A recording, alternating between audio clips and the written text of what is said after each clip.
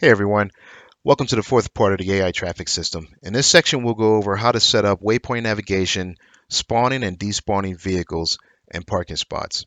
So let's get started. Okay, so picking up from the previous video, we left off where I showed you how to use the road spline, and I briefly went over what these boxes are for, the collision boxes for waypoint driven vehicles. So now we're going to get into how the waypoints actually work. So to start off, I'm gonna go ahead and place a waypoint inside the scene. I'll just place it right behind this traffic light here, and I'll place another one here, and I'll just place the last one here. So when the vehicle reaches the last waypoint, it'll just come to a stop because it doesn't have any other instructions. So time to link the waypoint. So selecting a waypoint using this eyedropper on next waypoint, I'm gonna go ahead and click the next waypoint, and I'll do the same thing for that waypoint. And so now all the waypoints are linked. You can even see a yellow line. I don't know if you noticed it. Yeah, as I move the waypoint, you'll see that there's a connection here indicating that that is linked. Um, and to go over the waypoints, you have the next waypoint, which is obviously going to lead to the next waypoint, a speed multiplier, an option to remove vehicles. This is basically how you delete vehicles, and it works for any vehicle that's following a spline, waypoint, or anything. This is the radius for the vehicle to reach. So once the vehicle is within this range, it will automatically destroy the vehicles. And then there's a debug line, which we just saw in yellow.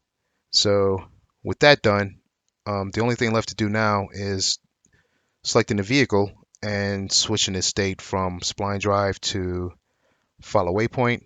And we're going to select the first waypoint. So I'm going to select the eyedropper, and I'm going to go over here to this waypoint underneath the traffic light.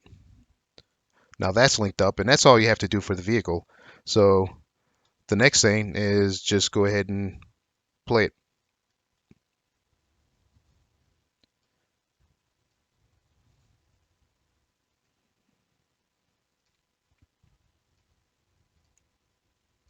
So the traffic light's red, vehicle should come to a stop.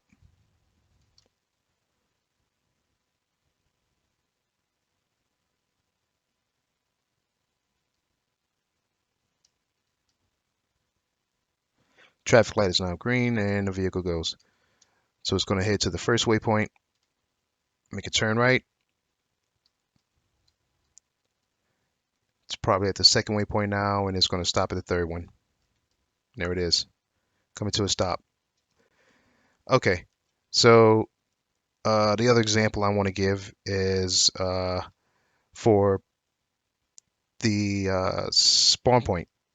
So on spawn points, I'm going to go ahead and remove this vehicle, and I'm going to replace it with a spawn point. So with this spawn point blueprint, you have the option to start the vehicle off to follow waypoints or spline drive. In this case, I'm going to have it follow the waypoint. And here is asking what's the first waypoint. I'm going to go ahead and select that same waypoint with the eyedropper. So now that first waypoint is selected. And that's all I need to do for that. I also have the option to have the headlights turn on or off when it spawns. The parking space search range, we'll go over parking spaces soon. Left turn intensity for the lights, brake light, headlight, or turn light, sorry, headlights, and the materials for each individual lighting as well as the body material.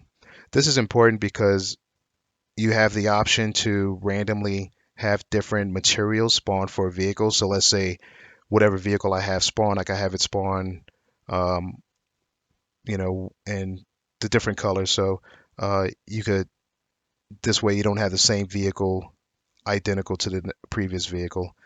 And this vehicle setup option is where you decide which vehicles are going to spawn. So in this case right now, I have this default car that is provided by Epic as the spawning vehicle. I'm going to go ahead and replace it with our example car.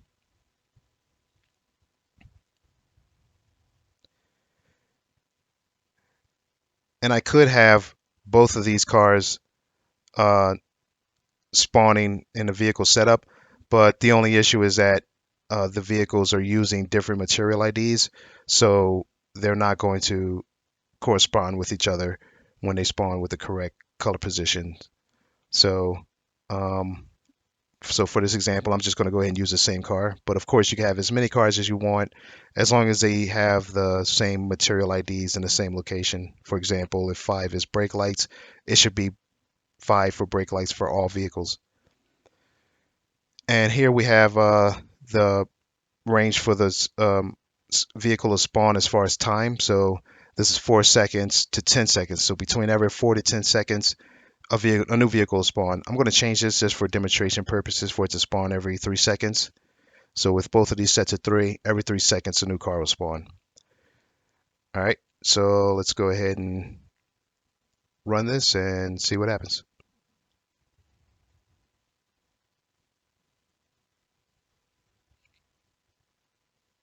And as you see, they have different materials as well. It's just randomly generating. And again, it should respect the traffic light.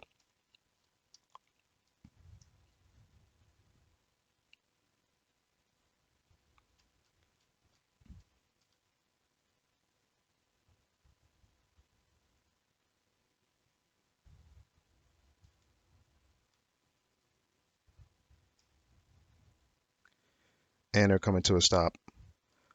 And you see that these cars have stopped because they're respecting the traffic light as it's red. Now it's green.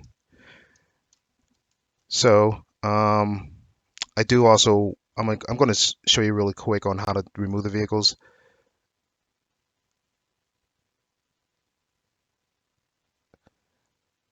So just by selecting whatever waypoint you like to remove the vehicles, I'll actually set it for this turn and I'll enable remove vehicles. So now when the vehicles reach this waypoint, it will delete the vehicle. And I'll also select the spawner and I will set it to enable headlights so you can see it with the headlights on. Let's go ahead and play it.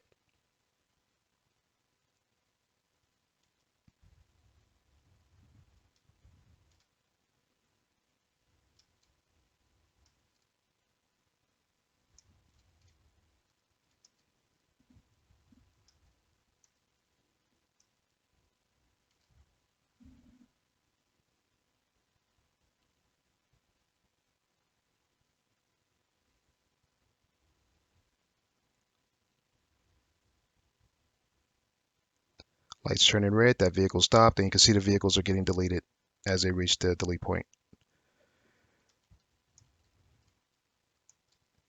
Okay, and now for parking.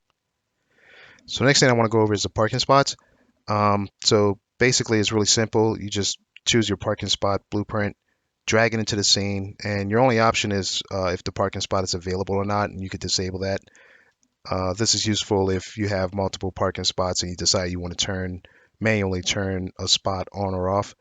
And when a vehicle does reach a parking spot, it will automatically disable that spot once it's taken. So let me go ahead and give you an example of that. I'm going to go ahead and set up multiple spots here. Control W, Control W again. And let's go ahead and see what happens.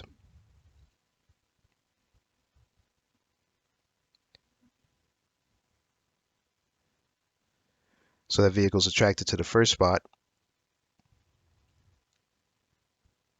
second spot, and the third spot. And the rest of the vehicles are just going to keep going. And that's pretty much it. If you have any questions, feel free to let me know and I'll be happy to assist. Thanks for watching.